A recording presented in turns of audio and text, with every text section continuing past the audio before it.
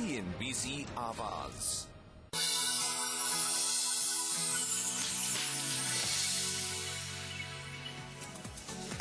साल 2011 बाजार और इकोनॉमी सबके लिए निराशाजनक रहा। चाहे घरेलू फैक्टर रहे हो या ग्लोबल, हर तरफ से बुरी खबरें ही ज्यादा आई। लेकिन अब क्या साल 2012 अर्थव्यवस्था के लिए बेहतर साबित होगा? क्या जिन सेक्टरों में ग्रोथ को धक्का लगा है वहां ग्रोथ फिर से लौटेगी? क्या मैक्रो इकोनॉमिक हालात सुधरेंगे और क्या हम फिर से तेज तरक्की हासिल कर पाएंगे?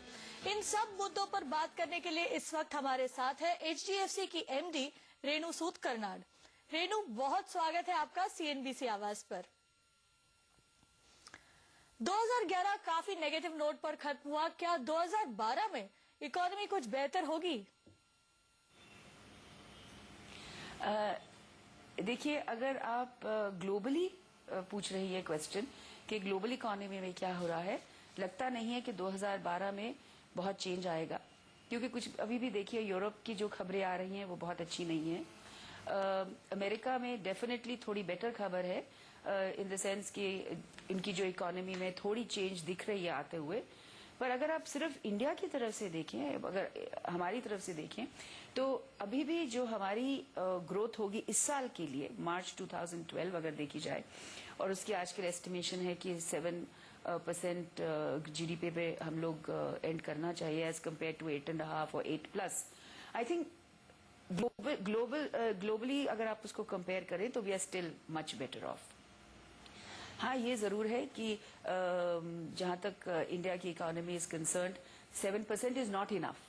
हमको if we need to grow more than 7%, but comparing it to the global economy, I think हमारी जो अभी भी हमारी इकोनॉमी है बाहर की बहुत इकोनॉमी से स्ट्रांग है।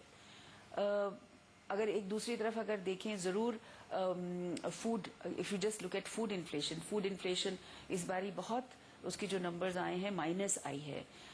इन्फ्लेशन अभी भी आई थिंक हाई है, पर कहते हैं कि by the time next quarter, अगले साल का पहला क्वार्टर होगा, तो उसमें इन्फ्लेशन का भी जो होगा, we'll see that inflation will be down. थोड़ा सा जरूर ये है कि बेस इफेक्ट की भी, there'll be an effect of the base effect will also be there, but even otherwise जो कहते हैं जो फूड प्रोडक्शन जो है, जिस तरह से मानसून हुआ है और जिस तरह से इंफॉर्मेशन आ रही है कि as far as food is concerned, food production is going to be much better. तो I think all in all India का जहां तक ख्याल है, 2012 may not be much better, but I don't think कि 2011 से। लेकिन सरकार का जो 7-7.5% का ग्रोथ टारगेट है, क्या वो हम इस बार तय कर पाएंगे? आई थिंक 7% तो हो ही जाएगा achieve. 7.5 will be more towards 7 than 7.5। As I said, for the same reason, जैसे कहते हैं कि एग्रीकल्चर जो है, फार्म प्रोडक्शन, फूड प्रोडक्शन जो है, food production will definitely help keep the GDP figures up. अगर आप सर्विसेज भी देखिए, जहां तक सर्विसेज का भी देखिए, अगर GDP के जो ब्रेकअप है, तो सर्विसेज सेक्टर भी अभी is doing well. IT services देखिए, बैंकिंग सर्विसेज देखिए, इंश्योरेंस से employment is being generated, there is growth there, it continues to do well. हाँ, जरूर मैन्युफैक्चरिंग में इट इज डाउन।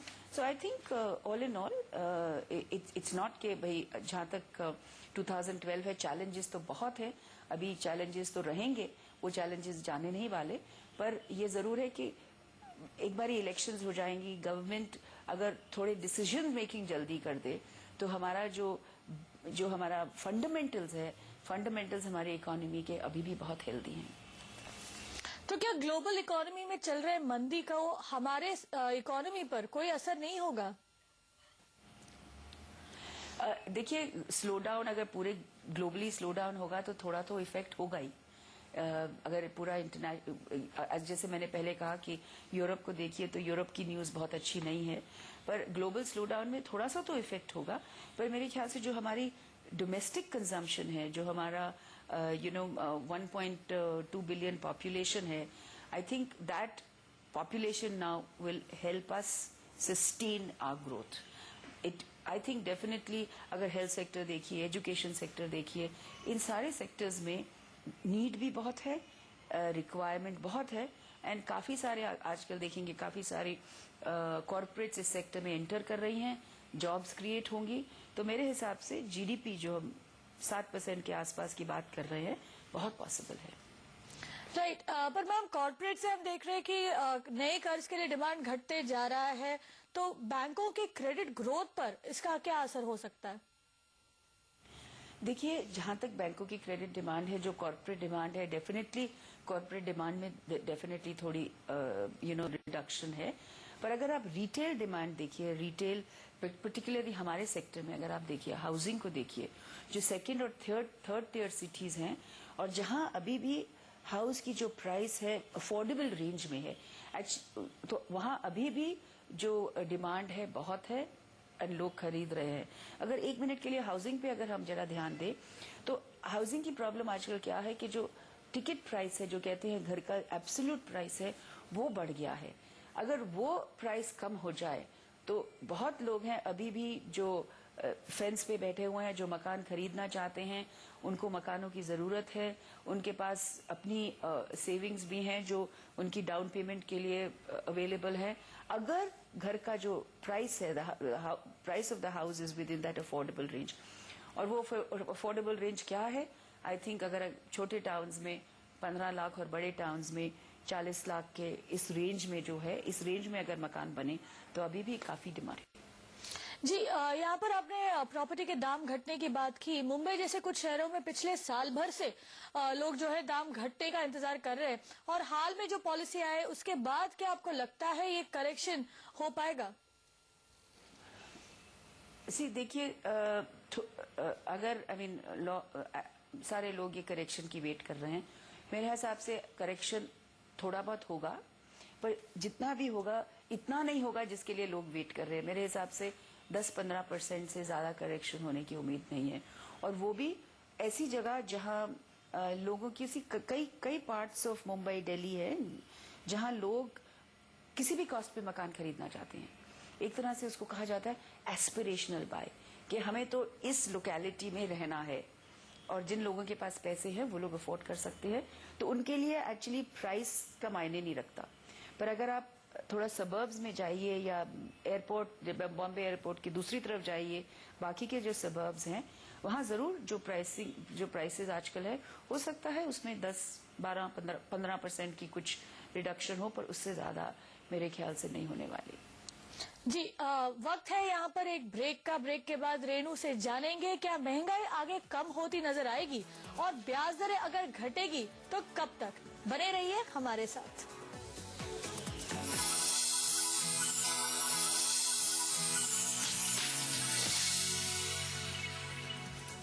एक बार फिर स्वागत है आपका सीएनबीसी आवाज पर। हम बात कर रहे हैं एचडीएफसी की मैनेजिंग डायरेक्टर रेणु सूद कर्नाड से।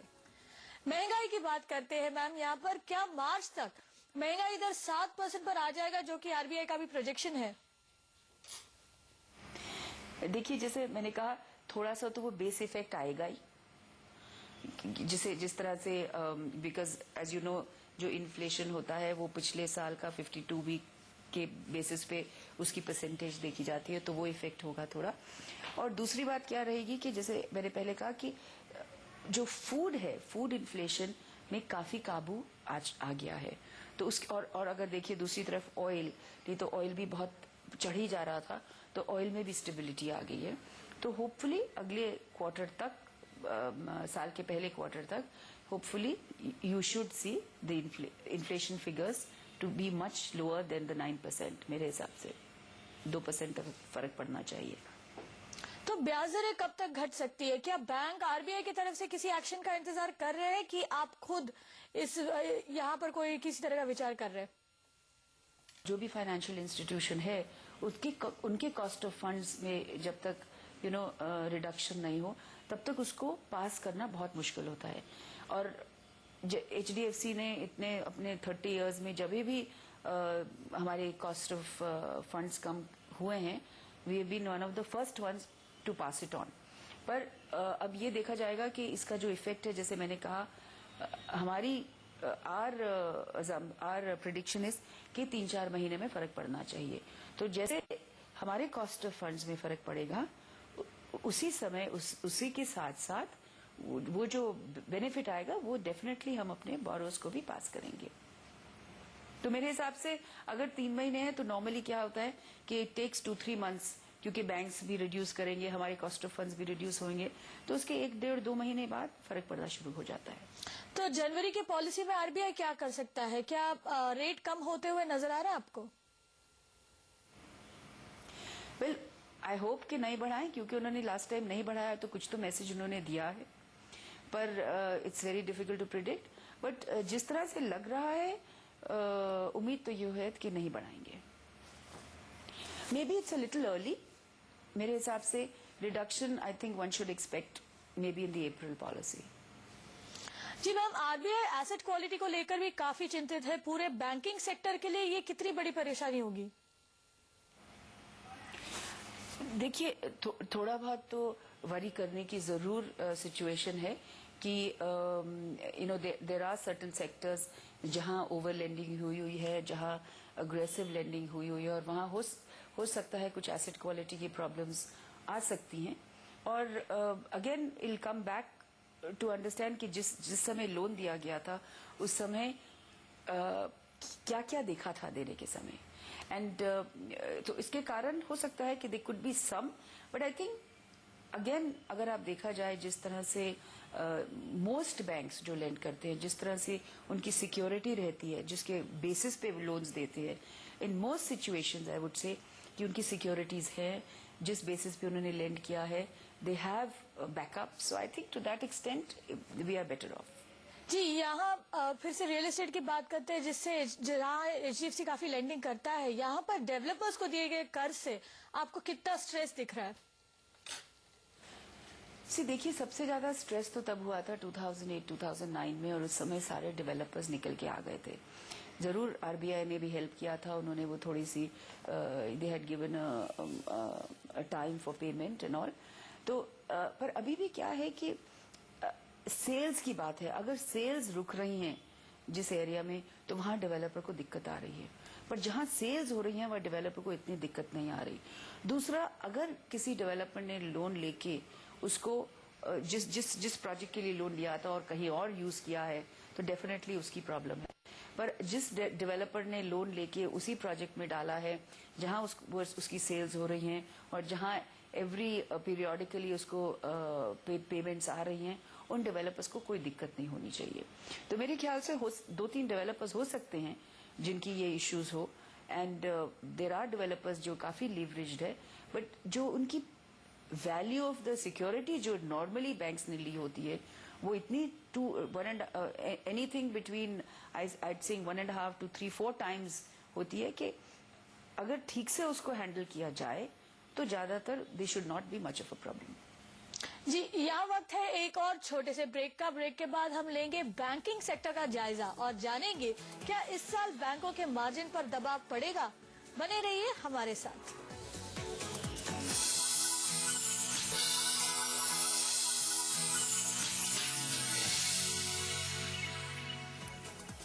एक बार फिर स्वागत है आपका सीएनबीसी आवाज पर। हम बात कर रहे हैं एचडीएफसी की मैनेजिंग डायरेक्टर रेणु सूद कर्नाड से। ग्लोबल इकोनॉमी में मंदी है, यहाँ इंडस्ट्रियल ग्रोथ घट रहा है, एसेट क्वालिटी को लेकर चिंताएं हैं। इन सब का आपके मार्जिन पर क्या असर हुआ है? निम्स पर कोई स्ट्रेस नजर आ रहा है आपको यहाँ? देखिए, हम कभी मार्जिन्स जो हमारे मार्जिन्स है हमेशा काफी मॉडेस्ट रहे हैं। जब बहुत अच्छी इकोनॉमी थी तो सब कुछ अच्छा चल रहा था तो हमने कोई 3-4% मार्जिन्स पे लेंड नहीं किया। हमारे मार्जिन्स बहुत ही सालों से 2.2 और 2.5 के बीच में है, 2.25 के बीच में रहे हैं, और अभी भी 2.2-2.25 के बीच में ही रहेंगे। तो जहां तक मार्जिन्स का कंसर्न है, we have not seen any deterioration in margins, because हमारे जो लेंड करने का तरीका है, हमारी जो प्राइसिंग पॉलिसी है, वो ये इसको ध्यान रख के ही हमारी जो हम मनीज रेज करते हैं या जो हम रेट्स ऑफ इंटरेस्ट चार्ज करते हैं या जो हमारा प्रोडक्ट मिक्स है, इसको 2.2-2.25% को के दिमाग में रख के ही उनको फॉर्मुलेट किया जाता है। So we'll have no problem. आपने 2011 में भी सबसे पहले प्रीपेमेंट पेनल्टी हटाया था, इसके बाद आपके लोन बुक पर क्या असर हुआ है? क्या आपके पुराने कस्टमर लोन शिफ्ट करने लगे हैं? देखिए नहीं कुछ खास, वेरी ऑनेस्टली अभी तक we have not seen any difference in the sense कि बहुत सारे लोग बहुत ज्यादा प्रीपेमेंट के लिए आ गए हैं। क्योंकि पहले भी अगर कोई प्रीपेमेंट करना चाह रहा था तो या इसलिए देखिए पहले भी अगर वो अपने सेविंग्स में से प्रीपे कर रहा था तो हम चार्ज नहीं करते थे, even before the NHB policy. I think बहुत लोगों को ये मालूम नहीं था। HDFC was not charging if you were paying from your own sources. अगर आप लोन लेके प्रीपे कर रहे थे तो तब हम लोग चार्ज करते थे प्रीपेमेंट चार्जेस, पर तभी भी हमारे पास एक ऑप्शन थी, और ये कोई नई बात नहीं है, पुरानी ऑप्शन है, जहां आप ओल्ड रेट से न्यू रेट को अपना रेट कन्वर्ट कर सकते हैं एक स्मॉल फी देकर। वो फी इतनी छोटी है और इतनी माइनस्क्यूल है कि जो आपको बेनिफिट मिलेगा बाकी के टर्म के लिए उसके सामने कुछ भी नहीं है। तो वो कन्वर्जन ऑप्शन हमारे यहाँ हमेशा था। तो इसके कारण जो भी चेंज करना चाहते थे, इंटरेस्ट रेट की बेनिफिट लेना चाहते थे, they used to convert and stay with us. क्योंकि हर ही अपना हाउसिंग लोन एक बैंक से दूसरे बैंक से तीसरे बैंक से ले जाने में कोई आसानी नहीं है। It's not an easy thing. आप फीस पे करोगे, फिर से वही डॉक्यूमेंटेशन करोगे, और वहां भी जाओगे तो वहां भी वही होगा कि अगर आप HDFC से लोन ले जाएंगे बैंक X को, और बैंक X का रेट आज 11% है, कल को बढ़ेगा 11 से 11.5 या 12, तो वहां भी आपका रेट तो बढ़ ही जाएगा। तो lot of people didn't see any value कि अगर हम HDFC में रह के कन्वर्ट कर सकते हैं, और उनमें HDFC में उनका कॉन्फिडेंस था, डॉक्यूमेंट्स उनके सेफ रहेंगे, लोगों को वह पहचानते हैं, एक ही प्रोडक्ट है HDFC का, वहां जाके हम खो नहीं जाते कि कहाँ जाएं, ऑटो लोन्स में जाए, डिपॉजिट सेक्शन में जाए, किस में जाए। तो lot of people prefer to do that. तो इसलिए even after this new policy हमारे यहाँ हमने कोई ऐसे नहीं देखा कि हमारी प्रीपेमेंट्स जो बहुत स्पाइक हो गया कुछ भी। जी, 2011 में NHB और एक नोटिफिकेशन लेकर आया था, पुराने नए कस्टमर के लिए होम लोन में समान रेट रखने के लिए उन्होंने कहा था। क्या इसे लागू करने पर कोई विचार हो रहा है? वो हमने क्योंकि वो बैंक्स के लिए भी है, तो हमने NHB से कहा है कि वी शुड वेट कि भाई बैंक्स क्या कर रहे हैं, बिकॉज बैंक्स भी अगर आप हाउसिंग लोन्स आजकल देखें तो बैंक्स किंग सेक्टर से बहुत ज्यादा हैं HFCs के, if you compare it to HFCs। तो whatever the bank does, क्योंकि हमारा NHB से ये कहना है कि हमारा लेवल प्लेइंग फील्ड होना चाहिए। और दूसरी इसमें एक दिक्कत है, उनका क्या होगा जिनके रेट्स लोअर है। ये सारों के रेट्स तो आज के रेट से हायर नहीं है। There is a lot of people जिनके रेट्स आज के रेट्स से लोअर हैं। तो हमारा ये पूछना है कि भाई उनके रेट्स हम आज के रेट्स तक कैसे लाएं। तो दोनों तरफ होना चाहिए ना, हायर को लोअर और लोअर को हायर। तो anyway it's under consideration. NHB भी हमारी प्रॉब्लम समझ रहे हैं, और हमने कहा कि जो भी डिसीजन लेंगे कंबाइंड डिसीजन लेंगे, पर तब तक जो भी जो हैप्पी नहीं है हमारे रेट से, उसको तो सिर्फ has to prepay and go to anybody else. 2011 में HDFC ने एजुकेशन में भी कदम रखा है। क्या इस साल यहाँ से कोई खास डेवलपमेंट की उम्मीद कर सकते हैं? अभी तो सिर्फ अनाउंसमेंट हुई है अभी तो उसमें बहुत काम है, तो ये तो बहुत छोटा सा वेंचर है। तो अभी थोड़ा जब हम कुछ कर लेंगे उसके बाद में बात करेंगे। अभी तो सिर्फ बहुत स्मॉल स्टेप है, तो मे बी अब 2-3 साल में कुछ when it become something we should discuss it and talk about it. जी, तो ये थी HDFC की MD रेणु सूद कर्नाड। HDFC और रेणु जी दोनों का काफी पॉजिटिव आउटलुक है 2012 को लेकर। उनके हिसाब से इकोनॉमी, भारत की इकोनॉमी और बैंकिंग सिस्टम दोनों ही काफी रेजिलिएंट है, मजबूत है। ग्लोबल इकोनॉमी में जो उथल पुथल हो रही है उसका खास असर हमें यहाँ होते हुए नहीं दिखना चाहिए। साथ ही कंज्यूमर्स के लिए भी काफी पॉजिटिव्स नजर आ रहे हैं। 2012 में रेणु जी के मुताबिक जो है ब्याज दरें घटनी चाहिए, महंगाई भी घटेगी, और साथ ही प्रॉपर्टी के दामों में भी कुछ करेक्शन आ सकता है इस साल। हमारे साथ जुड़ने के लिए रेणु मैम बहुत बहुत धन्यवाद, और आपको भी नए साल की बहुत बहुत शुभकामनाएं। इस खास पेशकश में फिलहाल इतना ही। हमें दीजिए इजाजत। नमस्कार।